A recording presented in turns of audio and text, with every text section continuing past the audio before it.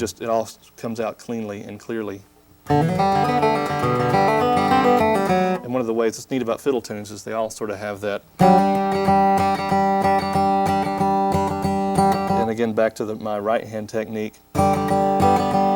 So you can start by overemphasizing that. Imagine a fiddle bow, zing, zaga, zoo, zaga, you know. And as I'm building technique, as I have built technique over the years, and encourage other people in their building, is to be really conscious. Once you sort of feel like you've got a good handle on how to make notes cleanly and clearly, sort of think more solidly about the rhythm. So the way I would sort of attack that.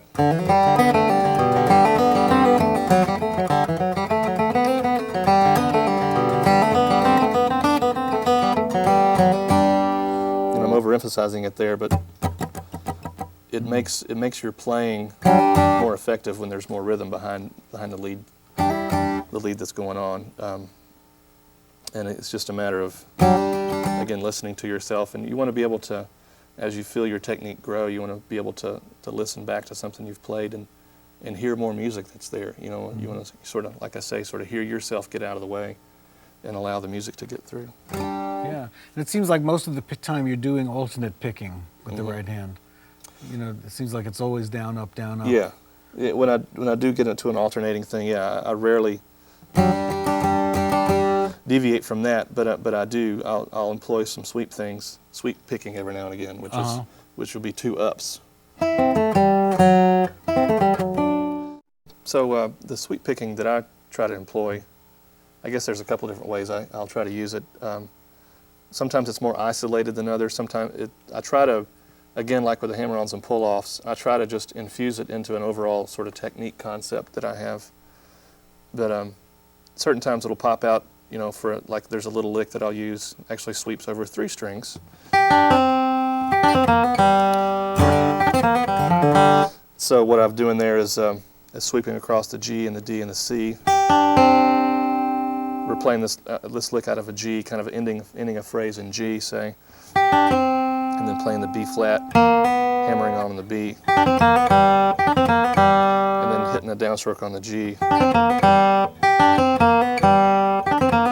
And a lot of times I'll do that if I'm ending a solo, say I'll play that lick and set up another sort of lower thing in G, like just a basic G run.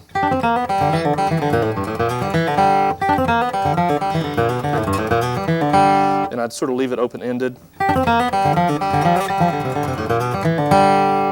But the lick is the same. And so that's one way I use the sweep technique. But again, with the right hand, I'm trying as much as I can not to feel any tension in there. Just let the weight of the hand pull the pick across. I'm obviously I'm digging a little bit. I'm trying to keep the pick inside the strings to get that nice pop, you know. But again, one of my concepts is just to try to make this even flow of notes that sort of pop out, and I think it's more dynamic that way. You know, if I don't want to sound like I'm laying for that specific lick. I want to, you know, be able to make that be part of a bigger sound.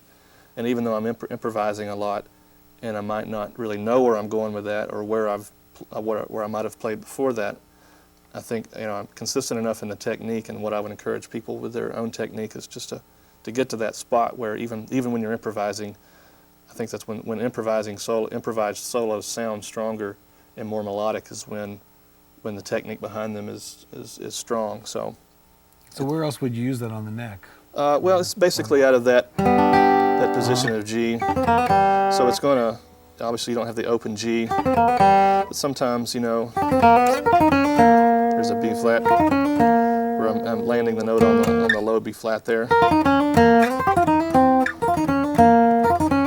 One of the things I am doing with my right hand is feeling the downbeat, a fairly strong downbeat after that lick with the open G. You know, I'm putting a lot of weight behind that last note.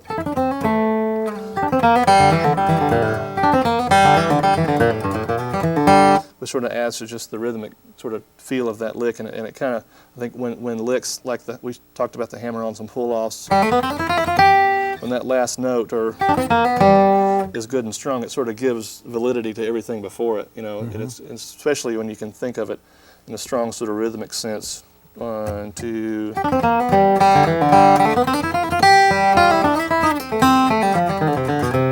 You know, because sometimes, you know, obviously the hammer-ons and pull-offs and the sweep things and different techniques like that aren't necessarily going to be as strong and forceful as a, you know, downbeat on or downstroke on a string with a pick. But the overall sense of what's happening rhythmically, especially when you're improvising, it just communicates stronger when there's stronger downbeats, you know, here and there around that technique. But anyway, another way I'll use a sweep thing is within 2 notes, usually going from a higher string to a lower string.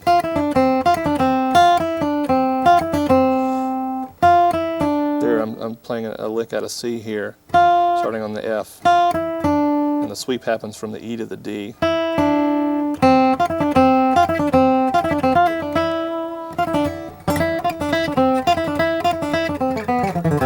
And there's another one.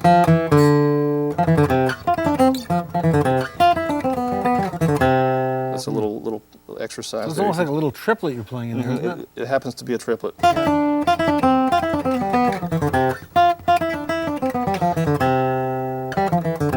You know, and sometimes I'll experiment with different ways to create little licks around that. I mean, I've got little, you know, little tricks here and there I can, you know, throw out. But usually, like I say, when I'm improvising and I want to throw that stuff in or trying to play through a melody of a fiddle tune, I'm going to try to make that as part of. If that ends up being a part of the melody, then that's great, because it, you know, it allows me to, you know, play the melody cleaner, you know, like we talked about earlier. And I'm not sure where that melody would come in a song right off the top of my head. But that's a pretty, you know, standard sort of musical way to get down from an F to a C. You know, just basically the major scale. And so, you know, it can sort of build from there. Sometimes there's another one based on that. I'll do a.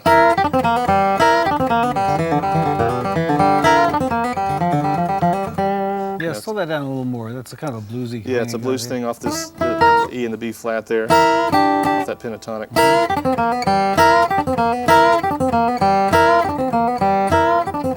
But the same technique applies here as does everywhere. It's still, I'm trying to just be solid and rhythmic with the right hand, and, you know, just let the weight fall where it may.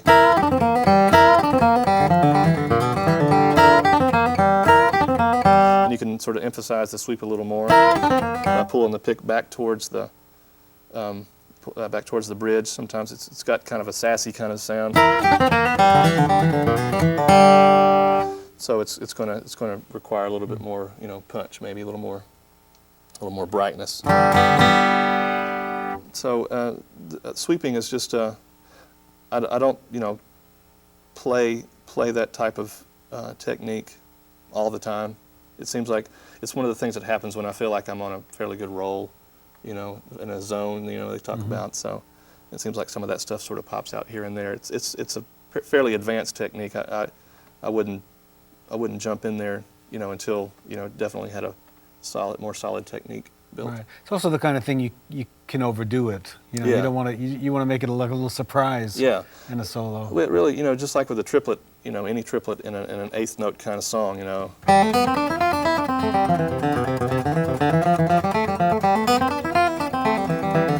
That's one of the B parts of, like, what's that tune? Texas Gales, the C part. You know, just save it for where the melody sort of transitions back from low to high, or high to low.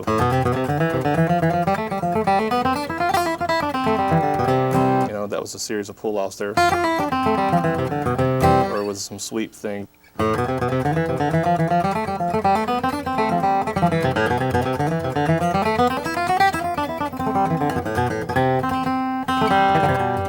It's one of those things, the way I do it, it's hard to just isolate it. It seems like